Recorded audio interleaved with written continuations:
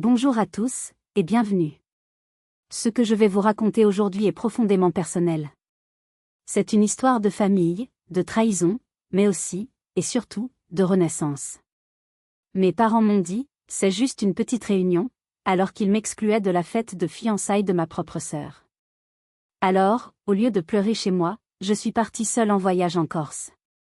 Quelques heures plus tard, c'est toute ma famille qui m'appelait, en larmes. Cette histoire est longue, mais croyez-moi, la fin en vaut la peine. Avant de plonger dans les détails de ce week-end qui a tout changé, j'aimerais beaucoup savoir d'où vous m'écoutez. Dites-moi dans les commentaires de quelle ville ou de quel pays vous êtes, et quelle heure il est chez vous en ce moment. C'est fascinant de voir jusqu'où nos histoires peuvent voyager. Je m'appelle Éléonore, j'ai 28 ans. Ma vie, je l'ai construite brique par brique, à Lyon, loin du cocon familial de ma Bourgogne natale. Je suis directrice marketing dans une start-up en pleine croissance, un poste que j'ai décroché à force de travail et de nuits blanches. J'aime l'effervescence de la ville, l'anonymat de la foule, l'énergie qui se dégage de mes projets. J'ai mon appartement, un petit nid douillet avec une vue sur les toits, mes amis, mes habitudes. Je suis fière de cette indépendance, de cette vie que j'ai sculptée à mon image. Mais pour ma famille, rester dans une petite ville près de Dijon, cette indépendance a toujours eu un goût étrange, presque suspect. J'ai toujours été le « mouton noir », celle qui est partie, celle qui a privilégié sa carrière à une vie de famille, traditionnelle, celle qui, à leurs yeux, compliquait toujours tout. À l'exact opposé de mon univers, il y a ma petite sœur, Inès. Elle a 25 ans. Inès, c'est la princesse de la famille, l'enfant en or, la perfection incarnée. Infirmière, douce, attentionnée, elle a suivi le chemin que nos parents, Martine et Didier, avaient toujours rêvé pour nous. Elle est fiancée à Côme, son amour de fac, un garçon charmant issu d'une bonne famille, promis à un bel avenir. Elle fait tout bien. Et je suis heureuse pour elle, vraiment. Mon cœur de grande sœur se réjouit de son bonheur.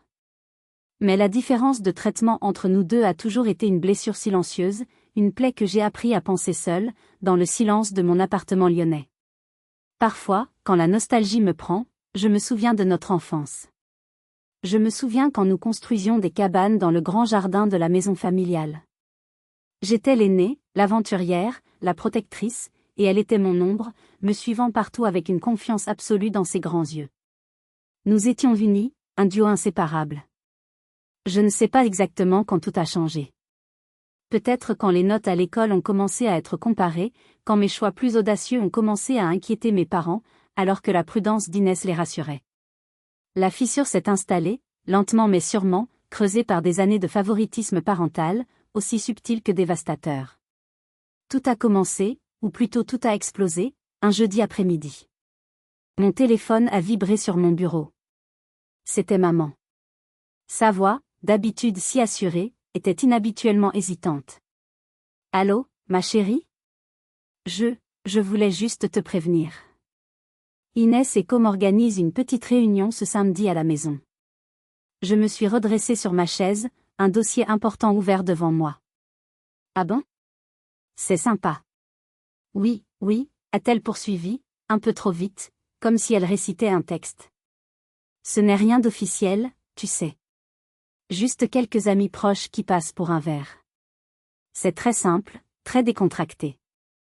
On ne fait rien de spécial. » Quelque chose clochait. Terriblement. Pourquoi m'appeler pour me parler d'une fête à laquelle je n'étais manifestement pas invitée, et avec autant de précautions oratoires ? D'accord, maman. Eh bien, amusez-vous bien alors. Oui, voilà. C'est juste pour que tu sois au courant. Je te fais de gros bisous. Maman a raccroché, mais son ton nerveux m'a laissé un goût amer. C'était plus qu'une simple réunion, je le sentais au fond de mes tripes. Le reste de la journée de jeudi et toute la journée du vendredi, j'ai lutté contre ce mauvais pressentiment. Je me suis noyée dans le travail, finalisant une proposition commerciale complexe qui exigeait toute ma concentration. Je me répétais en boucle que j'exagérais, que ma sensibilité de « mouton noir » me jouait des tours et me faisait voir le mal partout. Après tout, je vivais à Lyon. Dijon, ce n'est pas la porte à côté pour une simple soirée. C'était parfaitement logique qu'il ne m'ait pas demandé de faire plus de 2 heures de route pour quelques verres entre amis.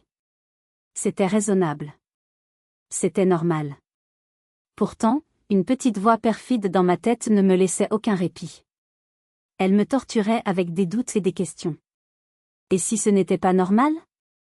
Et si c'était autre chose? Cette voix m'a poussé à me remettre en question, à retourner la situation contre moi-même, une habitude que j'avais prise depuis l'enfance. Peut-être qu'ils ont raison? Peut-être que je suis trop compliquée? Quand je rentre pour les fêtes de famille, je parle avec passion de mon travail, de mes projets, de mes voyages. Des sujets qui, je le vois bien dans leur regard poli mais distant, créent un décalage avec le quotidien plus tranquille et prévisible de mes parents et de ma sœur. Peut-être que, sans le vouloir, je monopolise la conversation? Peut-être que je suis devenue cette grande sœur un peu intimidante qui vit dans la grande ville, celle qui a réussi, mais qui a perdu le sens des réalités? Cette pensée m'a fait un mal de chien. J'ai passé une partie du vendredi soir à me sentir coupable, à me demander si, finalement, le problème ne venait pas de moi. Si mon exclusion n'était pas, d'une certaine manière, méritée. Et puis, le téléphone a sonné. Il était presque 22 heures. J'étais en pyjama, devant une série que je ne regardais même pas vraiment. C'était ma cousine, Adélaïde. Adélaïde, c'est la bouffée d'air frais de la famille. Plus proche de moi en âge et en mentalité que ma propre sœur, elle est la seule à qui je peux parler sans filtre. Mais ce soir-là, sa voix n'était pas joyeuse. Elle était chargée d'une fureur froide. Éléonore, dis-moi que tu plaisantes. Comment ça, tu ne viens pas à la fête de fiançailles d'Inès demain? Le monde s'est arrêté de tourner. Les mots flottaient dans l'air de mon salon, irréels. Quelle fête de fiançailles, ai-je réussi à bégayer, la gorge sèche. Il y a eu un silence choqué, incrédule, à l'autre bout du fil. Mais enfin, Léo. La fête. Celle qu'ils organisent depuis 3 mois dans le plus grand secret. Le traiteur, le photographe, la décoration sur le thème « Champêtre chic » qu'Inès a choisi. Les parents de Com sont arrivés de Paris par le TGV cet après-midi. Toute la famille fait la route pour être là. Je suis chez tes parents pour aider, et tout le monde demande où tu es. Mon sang s'est glacé dans mes veines. Chaque mot d'Adélaïde était un coup de poignard en plein cœur. Un traiteur. Un photographe. 70 invités. Adélaïde, attends. Maman m'a appelé hier. Elle m'a juré que c'était juste une petite réunion informelle avec des amis proches. Informelle, a crié Adélaïde, sa voix crépitant d'indignation. Je tiens le carton d'invitation dans ma main. Il est en papier cartonné couleur crème avec des lettres dorées en relief. Il est écrit « Martine et Didier sont heureux de vous convier à la célébration des fiançailles de leur fille Inès avec Com. » Ce n'est pas une petite réunion, Léo. C'est l'événement de l'année pour eux. Pour me le prouver, comme si j'en avais besoin, elle m'a envoyé une photo du fameux carton par message. Et là, sous mes yeux, sur l'écran lumineux de mon téléphone, j'ai vu la preuve de leur trahison. C'était magnifique, élégant, officiel. Et je n'y étais pas conviée. La douleur était physique. Une oppression terrible dans ma poitrine, comme si un étau se resserrait autour de mes poumons. Ce n'était pas une simple omission. C'était une exclusion délibérée, méticuleusement planifiée, et masquée par un mensonge pitoyable. C'était une déclaration, tu ne fais pas partie de ce bonheur. Le nom de ma mère s'est affiché sur mon téléphone. C'était le moment de vérité. Mon cœur battait à tout rompre. J'ai appuyé sur « décrocher ». Allô, maman? Ma voix était étonnamment calme, une fine couche de glace recouvrant un volcan de fureur. À l'intérieur, c'était le chaos.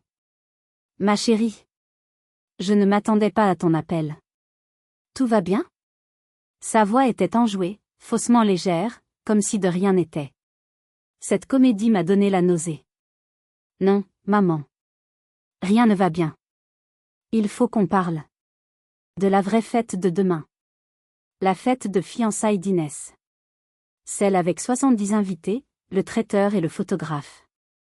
Un long silence a suivi à l'autre bout du fil. Un silence lourd, pesant, un silence qui hurlait sa culpabilité. Oh! A-t-elle finalement murmuré, sa voix perdant toute sa fausse gaieté. Adélaïde t'a appelé, n'est-ce pas? Cette fille ne peut jamais tenir sa langue. Écoute, chérie, ne te fâche pas. Me fâcher? Mon calme commençait à se fissurer, laissant transparaître la rage en dessous. Maman, pourquoi m'as-tu menti? Dis-moi simplement pourquoi. Pourquoi ne suis-je pas invitée aux fiançailles de ma propre sœur?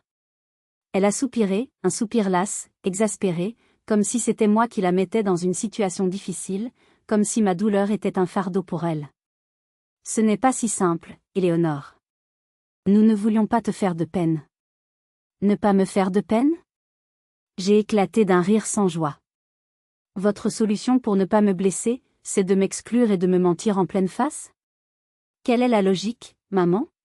Explique-moi, s'il te plaît, parce que je ne comprends pas. Nouveau silence. Puis, elle a prononcé les mots qui allaient tout briser. Les mots qui ont agi comme un acide, dissolvant les derniers vestiges de l'image idéalisée que je me faisais de ma mère. Écoute, chérie. Inès voulait que tout soit parfait. C'est un jour tellement important pour elle. On a pensé que, tu sais comment tu es parfois. Tu as tendance à tout ramener à toi, à analyser les choses. On voulait juste éviter les complications. Les complications. Le mot est tombé comme une sentence de mort. J'étais une complication. Ma présence, mon amour, mon existence même, était une complication pour le jour parfait de ma sœur. Elle a continué, s'enfonçant encore plus, comme pour justifier l'injustifiable. Ta vie à Lyon, ta carrière, c'est formidable, vraiment, nous sommes fiers, mais ce n'est pas simple. Ce n'est pas comme Inès. Nous voulions juste une journée simple, tu comprends? Une célébration traditionnelle, sans question gênante sur pourquoi tu es toujours célibataire, ou pourquoi ton travail t'accapare autant. C'était plus simple pour tout le monde comme ça. J'étais sans voix. Chaque mot était une gifle d'une violence inouïe. Mon succès était un problème. Mon célibat était une honte.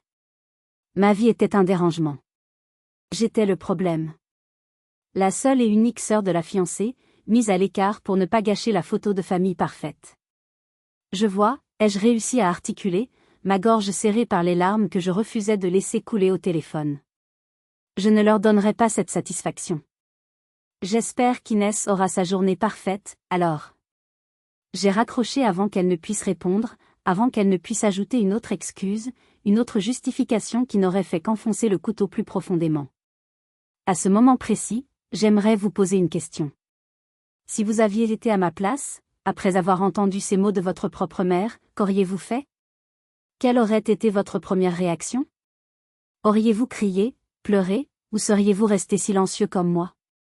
Dites-le moi dans les commentaires. Parfois, partager nos réactions face à l'injustice nous aide à nous sentir moins seuls. Le téléphone est tombé de mes mains et a atterri sans bruit sur le tapis.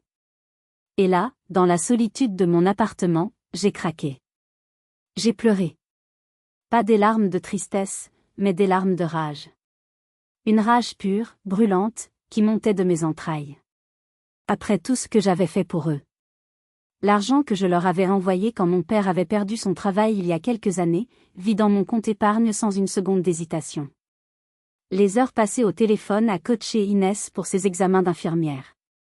Les allers-retours coûteux pour chaque Noël, chaque anniversaire, sacrifiant mes propres week-ends. Tout ça, pour être traité comme une paria, une complication. Assise dans le noir, les larmes coulant sur mes joues, j'ai senti quelque chose basculer en moi.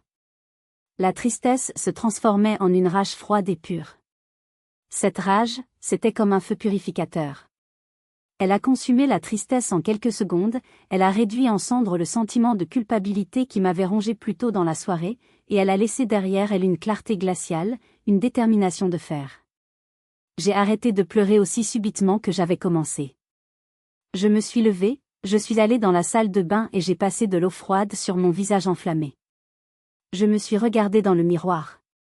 Le reflet qui me fixait n'était plus celui d'une victime éplorée. C'était celui d'une femme qui en avait assez. Assez d'être la deuxième, assez d'être la solution de secours, assez d'être une complication. Il voulait une fête parfaite sans moi? Très bien. J'allais avoir mon propre paradis parfait. Loin d'eux. Une idée folle, impulsive, mais qui m'a semblé être la seule réponse possible, la seule issue, a germé dans mon esprit. Depuis des mois, je mettais de l'argent de côté pour de grandes vacances. Un voyage en Asie du Sud-Est que je repoussais sans cesse à cause du travail, d'un projet urgent, d'une excuse ou d'une autre. Cet argent était là, dormant sur un compte épargne, attendant le fameux « bon moment ». Eh bien, le bon moment, c'était maintenant. Ce n'était pas le moment que j'avais prévu, mais c'était celui dont j'avais besoin. J'ai attrapé mon téléphone, mes doigts ne tremblaient plus. Ils étaient stables, précis. Pas pour rappeler ma famille. Surtout pas. Mais pour appeler ma meilleure amie, Chloé. Chloé n'est pas seulement mon amie la plus proche depuis l'université, elle est aussi un génie. Elle travaille comme conseillère en voyage de luxe, créant des expériences sur mesure pour une clientèle exigeante. Elle était la seule personne capable de réaliser l'impossible. Chloé. Je sais qu'il est tard, mais j'ai besoin d'un miracle. Léo. Qu'est-ce qui se passe? Tu as une voix bizarre. On dirait que tu es passé à travers un ouragan. Je lui ai tout raconté, en quelques phrases saccadées, la rage rendant ma voix étrangement métallique et contrôlée. Le mensonge de ma mère, la fête de fiançailles secrète, le mot « complication ». Elle n'a pas dit « je te l'avais bien dit », même si elle n'a jamais porté ma famille dans son cœur et m'a toujours dit qu'il profitait de ma gentillesse. Elle a juste dit, avec un calme redoutable qui était sa marque de fabrique, « ces gens sont incroyables. » Pathétique, même. Dis-moi ce dont tu as besoin. Ton vœu est mon ordre. J'ai besoin du plus beau voyage en solo que tu puisses me trouver, départ demain matin. Le budget n'est pas un problème. Je veux du soleil, du luxe, un endroit si beau qu'il me fera oublier jusqu'à leur existence. Il y a eu un silence à l'autre bout du fil, puis j'ai entendu le cliquetis frénétique de son clavier. Demain matin, c'est court. Très court. Mais j'aime les défis. Laisse-moi faire quelques tours de magie. Ne bouge pas, je te rappelle. Pendant les 2 heures qui ont suivi, j'ai fait ma valise, le cœur battant d'une énergie nouvelle et féroce. J'ai sorti mes plus belles robes d'été, celles que je gardais pour une occasion spéciale. L'occasion spéciale, c'était moi. C'était ma survie. C'était ma déclaration d'indépendance. J'ai choisi mes maillots de bain, mes sandales, mes lunettes de soleil. Chaque objet que je plaçais dans la valise était un acte de défi. À 00h30, Chloé m'a rappelé. Sa voix était triomphante. Prépare ton passeport, mon ami. Demain à 7h, tu as un vol pour Figari. Figari? En Corse, ai-je demandé, surprise. Oui. J'ai réussi à te réserver la dernière suite avec vue sur mer dans un hôtel 5 étoiles près de Porto Vecchio. C'est un petit bijou, isolé, avec une plage privée. J'ai aussi inclus un forfait spa complet et une excursion en bateau privé pour dimanche.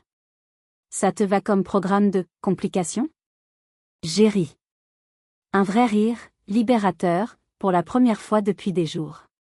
C'était plus que parfait. C'était un rêve. Le coût était exorbitant, l'équivalent de plusieurs mois de salaire, mais je m'en fichais éperdument. C'était le meilleur investissement que je pouvais faire, un investissement sur moi-même, sur ma santé mentale. Demain matin, pendant qu'ils dresseraient la table pour leur fête exclusive, je m'envolerais vers l'île de beauté. Le spectacle ne faisait que commencer. Le réveil à 4h du matin n'a jamais été aussi facile. J'étais portée par une adrénaline pure, un mélange d'excitation nerveuse et de détermination farouche. Pas de tristesse, pas de regret. Juste une clarté d'esprit incroyable. Le taxi vers l'aéroport de Lyon-Saint-Exupéry roulait dans une ville encore endormie, baignée par la lueur orangée des lampadaires. J'avais l'impression d'être une fugitive, de m'échapper, non pas de la loi, mais des attentes toxiques et des mensonges d'une vie qui n'était pas entièrement la mienne. Dans le salon business de l'aéroport, un luxe que je ne m'accordais jamais mais qui semblait essentiel aujourd'hui, j'ai commandé un café et un croissant. L'ambiance feutrée contrastait avec la tempête de la veille. Et c'est là que j'ai fait ma première publication sur Instagram. D'habitude, ma page était une vitrine professionnelle et impersonnelle, des photos de campagnes marketing réussies, des paysages de voyages d'affaires. Cette fois, c'était différent. C'était personnel. J'ai pris une photo de mon passeport et de ma carte d'embarquement posée sur la table en marbre, à côté de ma tasse de café. La légende était simple, mais chaque mot était pesé. Parfois, la meilleure décision est celle qu'on ne planifie pas. Direction le soleil. #voyage solo #spontanéité. C'était une première pierre, un premier message envoyé à l'univers, et surtout, à moi-même. Le vol était court et absolument magnifique. En survolant les côtes corses, le bleu intense de la Méditerranée se mariait au vert sauvage du maquis. C'était une beauté brute, indomptée, qui me parlait profondément. J'ai atterri à Figari sous un soleil radieux et une chaleur douce.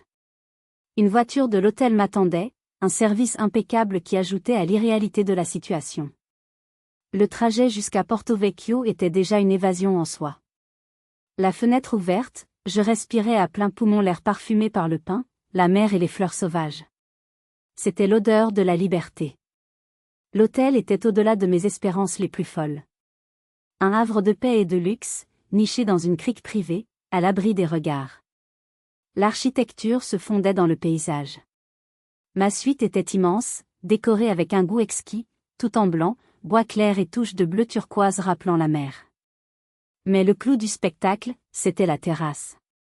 Une immense terrasse privée qui surplombait la mer, offrant une vue panoramique sur la baie scintillante. Une bouteille de champagne rosé et une corbeille de fruits frais m'attendaient sur la table basse. C'était plus que ce que j'aurais pu imaginer.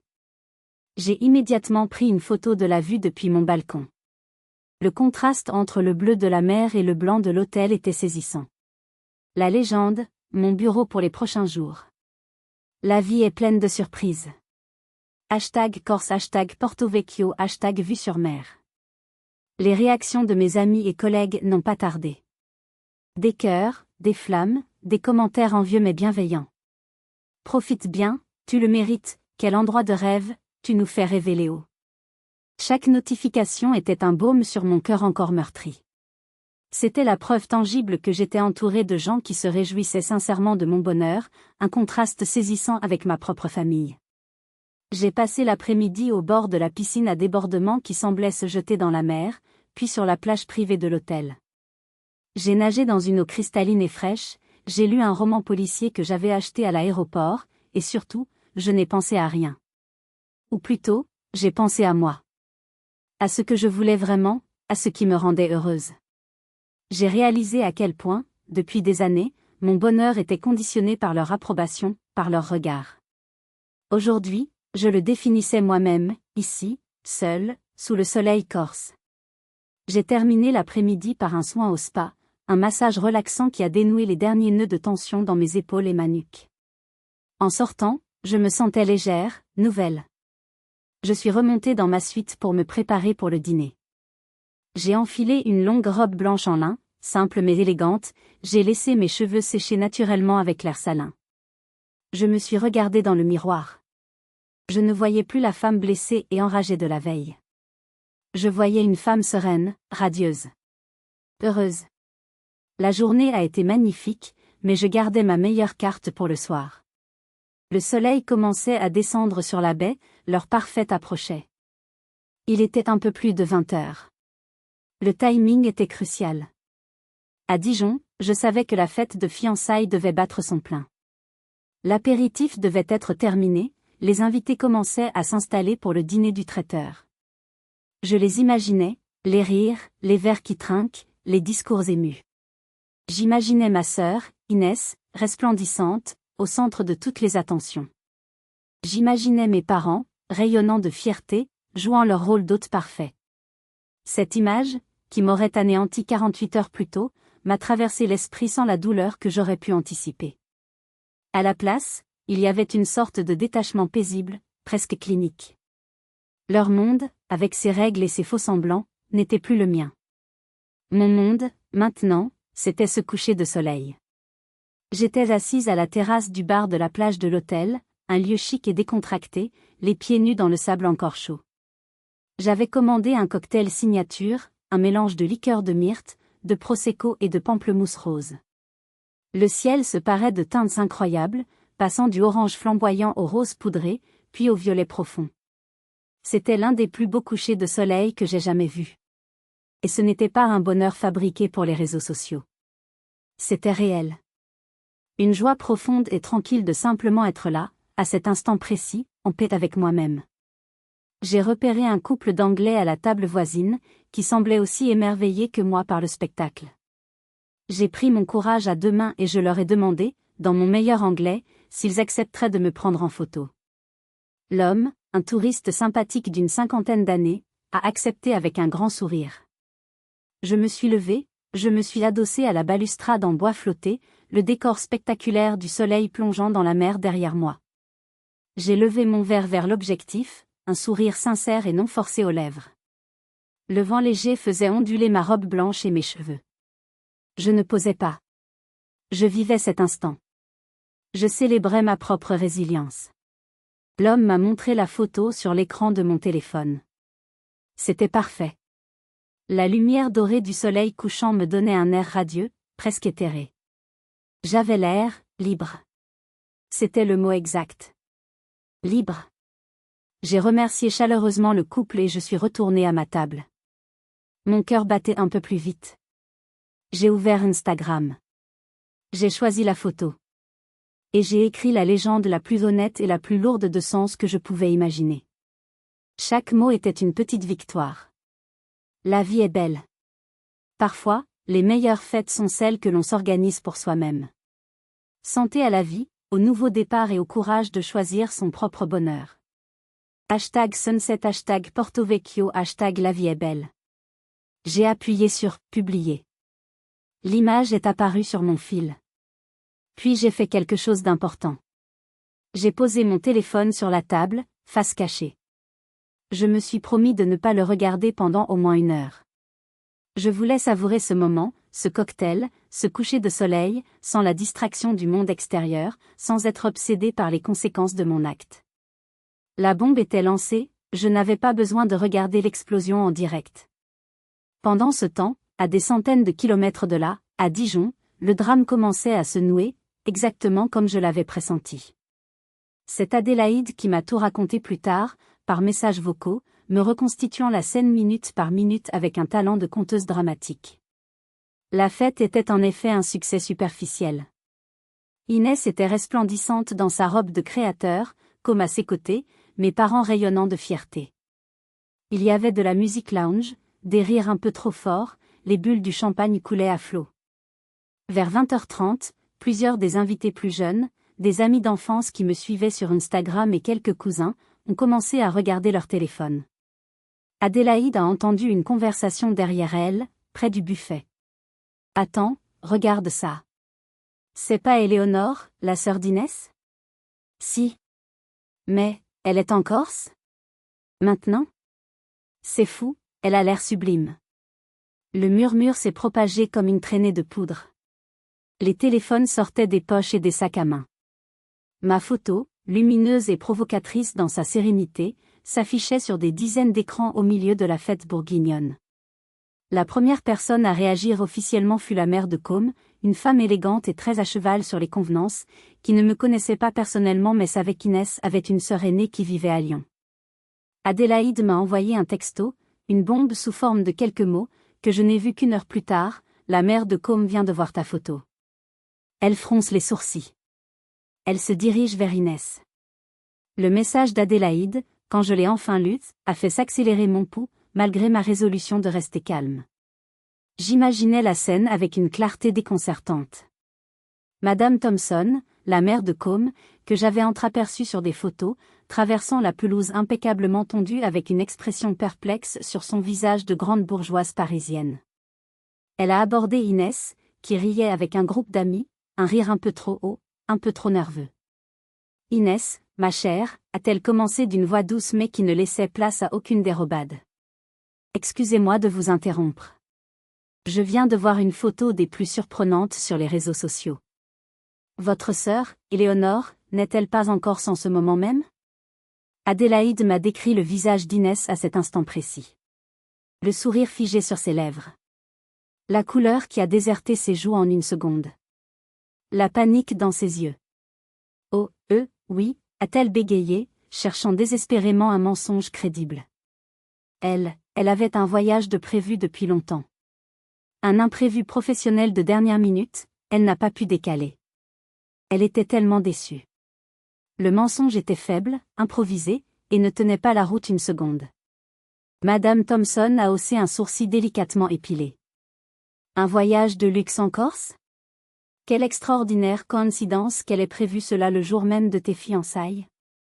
Quand nous avons parlé de la liste des invités il y a quelques semaines, vous m'aviez pourtant dit, toi et ta mère, qu'elle ne pouvait pas venir à cause d'une surcharge de travail insurmontable à Lyon. Vous ne m'aviez pas parlé d'un voyage. Le piège se refermait. Inès était prise. Elle a jeté un regard affolé en direction de nos parents, cherchant du secours. C'est à ce moment que Côme, son preux-chevalier, est intervenu. Voyant sa fiancée en difficulté, il s'est approché, un bras protecteur autour de ses épaules. Il a lancé un regard agacé et presque condescendant à sa propre mère. « Maman, ce n'est pas le moment de créer des histoires.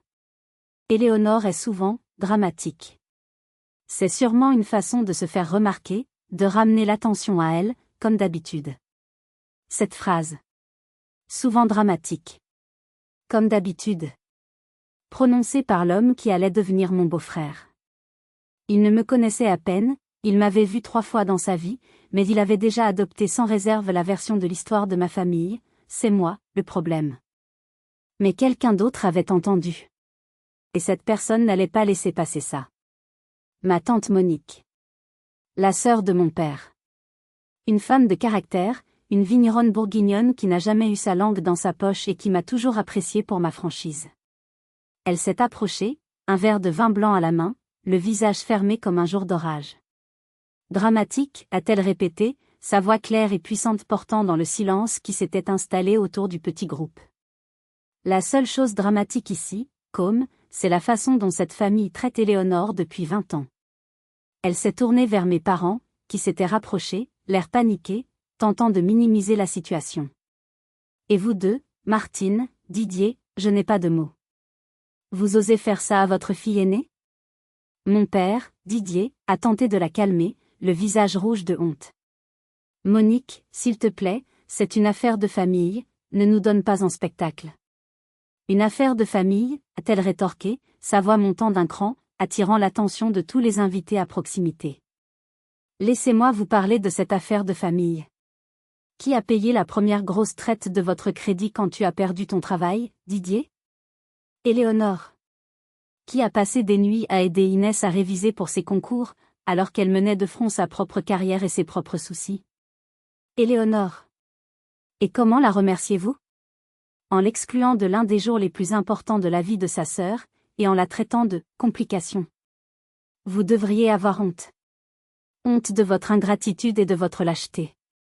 Le discours de ma tante Monique, prononcé avec la force d'une vérité trop longtemps contenue, a jeté un froid glacial sur toute la fête. Personne n'osait dire un mot. Les invités se regardaient, extrêmement gênés. La belle façade de la famille parfaite venait de voler en éclats, exposant la laideur et les fissures qui se cachaient derrière. Les parents de Côme étaient visiblement choqués et dégoûtés. Madame Thompson a regardé mes parents, puis Inès, avec une profonde déception. « Je crois que nous allons vous laisser », a-t-elle dit dignement, sa voix ne tremblant pas, il est clair que nous avons beaucoup de choses à discuter, en privé. Ils sont partis sans un mot de plus, sans un regard en arrière. Leur départ a sonné le glas de la fête. C'était le signal. D'autres invités ont commencé à trouver des excuses pour s'éclipser. La fête de fiançailles de rêve d'Inès était en ruine. Et puis, mon téléphone a sonné. C'était ma mère. J'ai laissé le téléphone sonner plusieurs fois, le temps de reprendre mon souffle. Je suis rentrée dans ma suite, fermant la porte-fenêtre pour m'isoler du son apaisant des vagues qui, soudain, me semblaient ironiques. Je savais que le calme était terminé. L'heure des comptes avait sonné. Allô? À l'autre bout du fil, ce n'était que des sanglots, des hoquets bruyants et désordonnés. Éléonore, ma chérie. A pleuré ma mère, sa voix méconnaissable. Il faut que tu rentres. Il faut que tu fasses quelque chose. Il faut que tu arranges les choses. J'ai failli éclater de rire. Un rire amer, hystérique, qui est resté coincé dans ma gorge. L'audace. L'incroyable audace de me demander de réparer le désastre qu'ils avaient eux-mêmes créé. Arranger quoi, maman, ai-je demandé, ma voix aussi froide et tranchante que du verre brisé. La situation que vous avez orchestrée en me mentant et en m'excluant? Je suis en Corse. Je ne peux pas simplement claquer des doigts et être à Dijon. Et même si je le pouvais, pourquoi diable le ferais-je? Tout est gâché, a-t-elle sangloté, avec le désespoir d'une enfant prise en faute. La fête est finie, la moitié des gens sont partis en nous regardant de travers. Les parents de Com nous dévisagent. Ta tante Monique a fait une scène épouvantable devant tout le monde. Et Inès? Inès est effondrée. Elle s'est enfermée dans sa chambre. Elle a besoin de sa sœur. Elle a besoin de sa sœur, ai-je répété, incrédule, chaque mot sortant lentement, chargé de tout le mépris que je ressentais. La sœur qu'elle a délibérément décidé d'effacer de sa propre fête de fiançailles? La sœur qu'elle a laissé découvrir la vérité par une tierce personne? C'est une blague? Soudain, j'ai entendu du bruit, une discussion confuse, et la voix d'Inès, stridente et pleine de larmes, a remplacé celle de ma mère au téléphone. C'est de ta faute, a-t-elle hurlé, sans même un bonjour, sans même une once de remords. Tu as tout fait exprès. Tu as attendu le bon moment. Tu savais que c'était ma fête et tu as publié ces photos pour tout gâcher. Pour me voler mon moment. Tu as toujours été jalouse de moi. La violence de son accusation m'a sidérée. La jalousie? Moi? C'était le monde à l'envers. Inès, de quoi parles-tu? Je n'étais même pas au courant qu'il y avait une fête de fiançailles avant que Adélaïde ne m'appelle hier soir. Maman m'a parlé d'un simple « verre entre amis ». Tu crois vraiment que j'ai organisé un voyage de luxe en Corse en moins de 24 heures juste pour te faire du mal? Tu es le centre de ton monde, mais pas du mien. Tu as toujours tout eu, a-t-elle crié, et dans sa voix, pour la première fois, j'ai entendu des années d'une insécurité et d'une rancœur que je n'avais jamais soupçonnées. La carrière, l'indépendance, la liberté. Tu as toujours fait ce que tu voulais. Je voulais juste une chose pour moi, un jour parfait, et tu as réussi à le ruiner. Avant que je puisse répondre à cette confession involontaire et stupéfiante, une autre voix a pris le relais. C'était Com. Son ton était complètement différent. Calme, grave, et profondément honteux. Éléonore. C'est Com. Je vous demande pardon. Sincèrement. Je suis profondément désolée. Je n'avais aucune idée de toute cette histoire. Et ce que j'ai dit tout à l'heure, que vous étiez dramatique, c'était stupide, impardonnable et injuste. J'ai parlé sans savoir, j'ai répété bêtement ce que j'avais entendu. Ce que votre tante a dit, ce que ma mère a compris. Je dois réfléchir. Je suis vraiment désolée. Il a raccroché. Je suis restée assise sur le grand lit de ma suite, le téléphone à la main, le cœur battant la chamade. Leur réaction était tellement révélatrice. Ma mère, incapable d'assumer, voulait que je répare ses erreurs. Ma sœur, prise en faute, me rejetait la responsabilité avec une fureur qui cachait mal sa propre culpabilité, je le comprenais maintenant, sa jalousie. Et Com, lui, au moins, semblait capable d'introspection et de remords. J'ai passé le reste de mon séjour à réfléchir. Ce n'était pas seulement une fête. C'était le symptôme d'une maladie qui rongeait ma famille depuis des années. Le lendemain, le soleil s'est levé sur la baie de Porto Vecchio, imperturbable et magnifique. Mais pour moi, quelque chose avait changé de manière irréversible. L'excursion en bateau que Chloé avait réservée m'attendait à 10 heures. J'ai hésité à annuler, l'esprit encore encombré par les événements de la veille. Puis je me suis dit que non. Ce voyage, c'était pour moi. Je n'allais pas les laisser me le gâcher aussi. Seul avec un skipper sympathique et discret sur un petit bateau en bois, naviguant sur une mer d'huile vers les îles Lavezzi, j'avais tout le temps du monde pour réfléchir. Le clapotis de l'eau contre la coque, la chaleur du soleil sur ma peau, le paysage minéral et sauvage des îles, tout concourait à la clarté. Et les souvenirs sont remontés, un par un, non plus comme des accusations confuses, mais comme des preuves accablantes dans un procès que je me faisais à moi-même pour avoir été si aveugle. Chaque souvenir était une pièce du puzzle. Et maintenant, l'image était complète, et elle était horrible. Je me suis souvenu avec une précision douloureuse de cette histoire des 4000 €. Il y a un an, Inès m'avait appelé, en larmes, une panique bien orchestrée dans la voix. Elle avait besoin d'argent de toute urgence pour une formation spécialisée essentielle, qui allait changer sa carrière. Elle m'avait dépeint un tableau où son avenir professionnel en dépendait. J'étais en pleine négociation pour le plus gros contrat de ma jeune carrière, un moment de stress intense. Mais j'ai tout arrêté pour elle. J'ai puisé dans mes économies, celles que je gardais religieusement pour un apport immobilier, et je lui ai fait le virement dans l'heure. Sans poser de questions. Parce que c'est ce que les sœurs font, n'est-ce pas? On se soutient. 2 mois plus tard, Adélaïde m'a montré sur son téléphone des photos d'Inès et Com lors d'un week-end romantique dans un palace à Deauville. Ils se sont fait plaisir pour leur anniversaire, avait-elle dit innocemment. J'ai fait le calcul. Les dates coïncidaient. Quand j'ai demandé gentiment à Inès des nouvelles de sa fameuse formation, elle est devenue évasive. Oh, ça a été reporté. Finalement, je ne la fais plus. Elle n'a jamais remboursé l'argent, et je n'ai jamais osé le réclamer. Je me suis souvenu de la fois où j'ai rompu avec mon petit ami de longue date, une relation de 5 ans. Une rupture douloureuse qui m'avait plongé dans une véritable dépression, la première de ma vie. Je me sentais vide, perdu.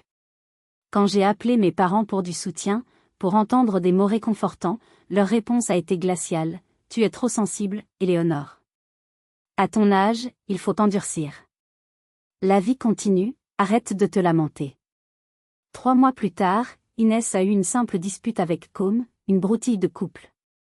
Mes parents ont sauté dans leur voiture, ont fait 2 heures de route pour lui apporter son plat préféré et lui ont offert un week-end dans un spa, pour lui remonter le moral. Ma dépression était une faiblesse de caractère. Sa tristesse passagère était une tragédie nationale. Et puis, il y a eu l'argent. Toujours l'argent. La toiture de la maison familiale devait être refaite d'urgence suite à une tempête.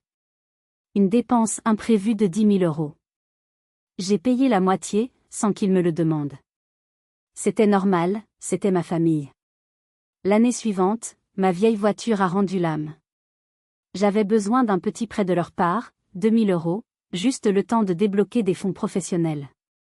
La réponse a été immédiate, on est un peu juste en ce moment, ma chérie. Les temps sont durs. Tu ne peux pas prendre un crédit à la consommation? La semaine suivante, ma mère m'a appelé, toute excitée, pour me dire qu'elles avaient fait une virée shopping avec Inès pour son anniversaire et qu'elle lui avait acheté ce sac de luxe dont elle rêvait depuis des mois. Un sac qui coûtait le double de ce dont j'avais besoin pour ma voiture. Le puzzle était assemblé, et l'image qu'il formait était d'une clarté effrayante. J'étais la banque, la psychologue de crise, la solution de secours. Inès était l'investissement émotionnel, la vitrine de leur réussite parentale. J'étais la fille fiable. Elle était la fille aimée. J'étais une ressource. Elle était un trésor.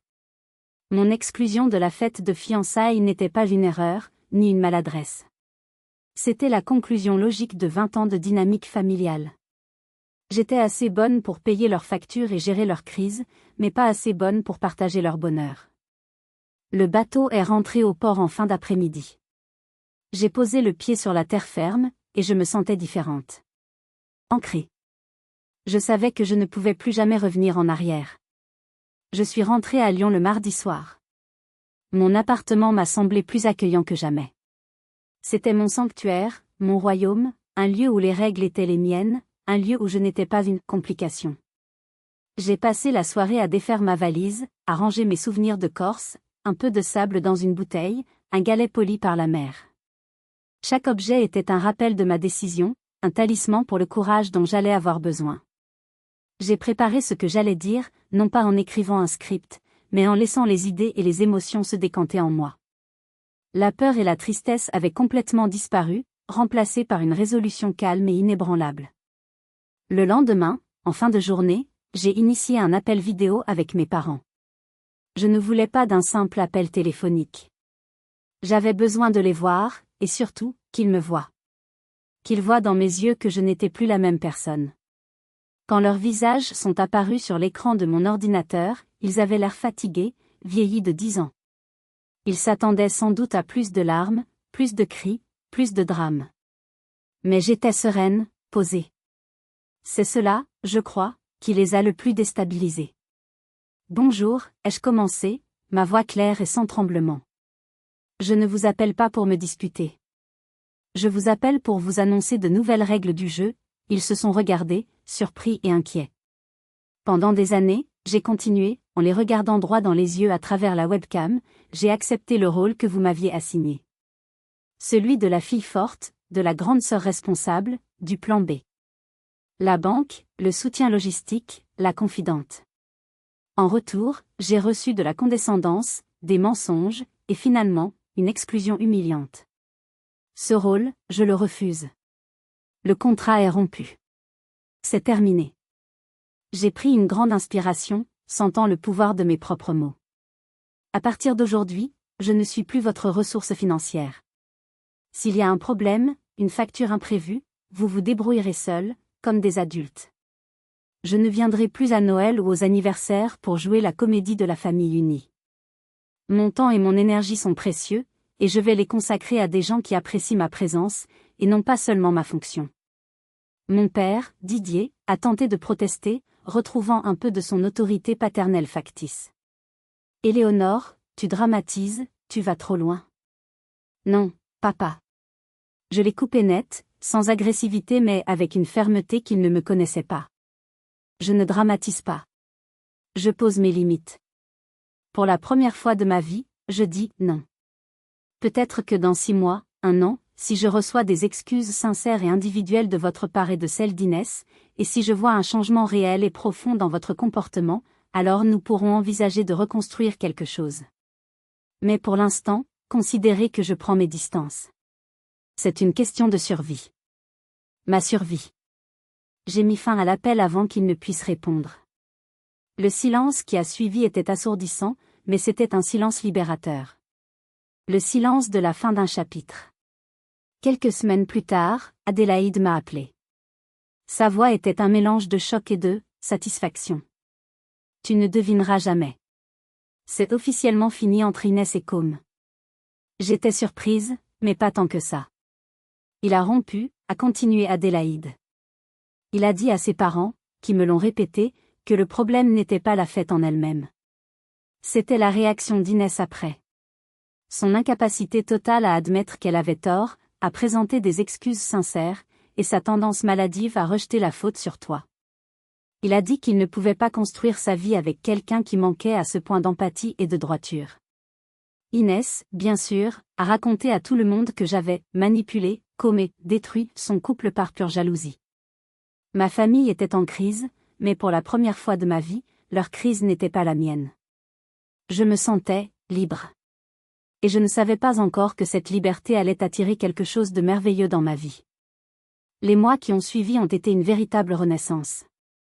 Libérée du poids psychologique de ma famille, de cette attente constante d'une approbation qui ne viendrait jamais, je me suis épanouie d'une manière que je n'aurais jamais cru possible. Mon travail a pris une nouvelle dimension.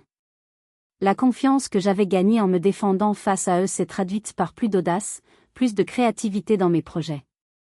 J'ai pris des initiatives, j'ai défendu mes idées avec une conviction nouvelle. J'ai décroché un contrat majeur pour ma start-up, un projet que je portais depuis près d'1 an. Cette réussite m'a valu une promotion au poste de directrice associée et une belle augmentation. Je me suis sentie reconnue pour mes compétences, pour ma valeur intrinsèque, pas pour mon utilité. C'était un sentiment nouveau et puissant. Mes amitiés se sont approfondies. J'avais plus de temps et d'énergie mentale à consacrer aux gens qui comptaient vraiment, ceux qui m'aimaient pour ce que j'étais. J'ai organisé des dîners, des week-ends à la campagne, j'ai renoué avec de vieux amis de fac que j'avais négligés, trop occupés à gérer les crises familiales. Je construisais ma propre famille, une famille choisie, basée sur le respect mutuel et l'affection sincère. Et puis, il y a eu Bastien. Bastien travaillait dans le même immeuble de bureau que moi, au service financier d'une autre entreprise. On se croisait souvent à la machine à café depuis des mois. On échangeait des banalités, des sourires polis, le genre d'interaction cordiale mais superficielle qu'on a avec des connaissances. Après mon « week-end corse », comme mes amis l'appelaient en riant, j'avais une nouvelle assurance, une nouvelle lumière en moi peut-être. Un jour, à la machine à café, au lieu de juste sourire et de repartir avec mon gobelet, je l'ai regardé et je l'ai invité à boire un verre après le travail. Spontanément. Chose que je n'aurais jamais osé faire avant. Il a paru surpris, puis un grand sourire a illuminé son visage. Il a accepté. Notre premier rendez-vous dans un petit bar à vin du Vieux-Lyon a duré 4 heures. La conversation était fluide, facile, évidente. Bastien était tout ce que ma famille aurait détesté. Passionné d'escalade et de voyage en sac à dos, il avait une vision de la vie qui privilégiait les expériences et la liberté à la sécurité matérielle et aux conventions. Il était curieux, intelligent, drôle, et surtout, il m'écoutait. Il me posait des questions, s'intéressait vraiment à mes réponses. Quand je lui ai raconté, des semaines plus tard, mon histoire familiale, sans phare et sans chercher la pitié, il n'a pas jugé. Il n'a pas essayé de trouver des excuses à ma famille. Il a juste pris ma main et a dit, « Ce que tu as fait demande un courage immense. » Sortir d'un système toxique comme celui-là, c'est l'une des choses les plus difficiles au monde. Je suis impressionné par la femme que tu es. Pour la première fois de ma vie, un homme ne voyait pas mon indépendance comme une menace, ma carrière comme une compétition, ou ma franchise comme une complication. Il les voyait comme des qualités, comme des facettes de la personne dont il était en train de tomber amoureux. Il m'aimait pour ce que j'étais, pas pour ce que j'aurais dû être selon des critères établis par d'autres. 6 mois après ce fameux week-end, Bastien m'a emmené en Provence pour une randonnée dans le Luberon. Au sommet d'une colline, avec une vue imprenable sur les champs de lavande et les villages perchés, il a mis un genou à terre. Il m'a dit qu'il voulait passer le reste de sa vie avec une femme qui connaissait sa propre valeur et qui n'avait pas peur de se battre pour son bonheur. J'ai dit oui, les larmes aux yeux. Des larmes de joie pure, cette fois. Des larmes de gratitude. Nous avons décidé de nous marier simplement, en petit comité, dans un petit domaine viticole du Luberon que nous avions découvert ensemble. Pas de grandes fêtes, pas de faux-semblants, pas de plans de table angoissants. Juste nous, nos amis les plus proches, l'amour et le vin. La question s'est inévitablement posée, devions-nous inviter ma famille ? Après une longue discussion, nous avons décidé de leur tendre une dernière perche. Non pas par obligation, mais par choix. Nous leur offrions une chance de faire partie de notre bonheur, le vrai cette fois. Nous avons envoyé les faire-part. Un pour mes parents. Un pour Inès. J'ai retenu mon souffle en les postant, me demandant quelle serait leur réaction. La réponse est venue une semaine plus tard. Un soir, alors que Bastien et moi préparions le dîner, mon téléphone a sonné. C'était un numéro inconnu de la région de Dijon. Mon cœur a eu un raté. J'ai hésité, puis, sentant le regard encourageant de Bastien, j'ai décroché. C'était mon père. Sa voix était différente de tout ce que j'avais connu. Elle n'était ni autoritaire, ni géniarde. Elle était humble. Éléonore, c'est papa. Nous avons reçu votre faire-part. Il est magnifique.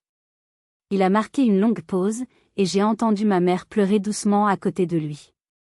Ta mère et moi, nous voulions nous excuser. Vraiment. Sans chercher d'excuses. Il n'y en a pas pour ce que nous avons fait, ni ce week-end-là, ni toutes les années avant. Nous avons été aveugles, égoïstes, et nous avons été cruels. Nous avons failli te perdre, et cette idée, depuis ton appel, nous est devenue insupportable. Si vous voulez toujours bien de nous, si tu veux toujours bien de nous, nous serions les parents les plus fiers et les plus heureux du monde d'être à ton mariage. Les larmes ont coulé sur mes joues, mais c'étaient des larmes de soulagement. Pour la première fois depuis des années, je croyais à ces paroles. J'ai accepté leurs excuses, tout en sachant que le chemin pour reconstruire la confiance serait long et fragile. Quant à Inès, elle ne m'a pas appelé.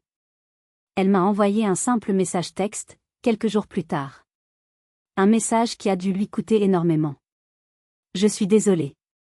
Pour tout. J'espère que tu seras heureuse. Ce n'était pas grand-chose, mais c'était un début. Un minuscule pas hors de son propre déni, de sa propre prison de jalousie. Elle n'est pas venue au mariage, prétextant un voyage déjà prévu. Peut-être que c'était mieux ainsi, pour nous deux. Cela nous donnait du temps. Mon mariage a été le plus beau jour de ma vie. Simple, ensoleillé, authentique. Entourée de l'amour de mon mari et de mes amis, ma famille choisie, j'ai vu mes parents dans l'assemblée.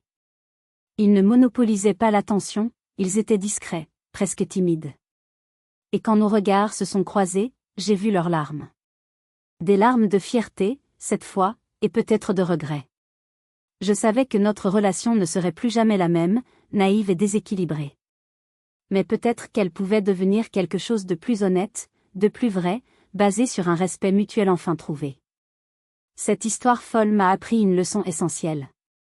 Parfois, la pire chose qui puisse vous arriver est en fait la meilleure.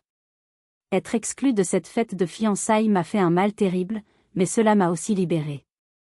Cela m'a forcé à ouvrir les yeux sur une situation toxique que j'avais endurée trop longtemps par habitude et par amour mal placé. Cela m'a donné la force de choisir mon propre bonheur, de définir ma propre valeur, au lieu d'attendre que d'autres me la donnent. Aimer sa famille est important. Mais s'aimer soi-même est vital. Il n'y a rien d'égoïste à poser des limites pour protéger sa santé mentale et son bien-être. C'est un acte de survie. Cette histoire m'a appris à quel point il est crucial de connaître sa propre valeur. Et vous? Avez-vous déjà vécu une situation où vous avez dû choisir votre propre bonheur face à une dynamique familiale toxique? Racontez-moi vos histoires dans les commentaires, j'ai vraiment hâte de vous lire. Votre expérience pourrait aider quelqu'un d'autre à se sentir moins seul. Si cette histoire vous a touché, n'oubliez pas de laisser un « j'aime », de vous abonner à la chaîne et d'activer la cloche pour ne manquer aucune de mes prochaines vidéos. Merci infiniment de m'avoir écouté.